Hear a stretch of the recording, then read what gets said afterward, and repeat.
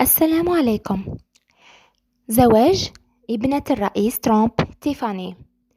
احتفلت تيفاني ترامب أمس بزواجها من الملياردير اللبناني الأصل مايكل بولس في بالم بيتش بولاية فلوريدا بحسب وسائل إعلام محلية وعالمية.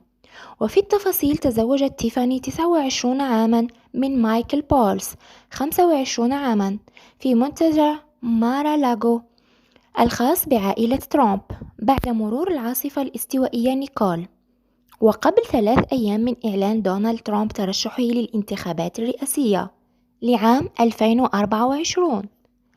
وفي المناسبة قالت والدة العروس مارلا مابيلز لموقع بيبول: نركز على هذا الاتحاد المقدس ونرحب بالأصدقاء والعائلة المحبوبين ولا نركز على السياسة.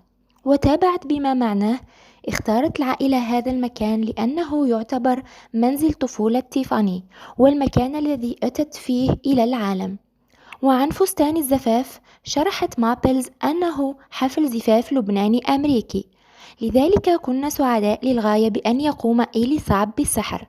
وارتدت مارلا أيضا ثوبا من تصميم اللبناني العالمي إيلي صعب.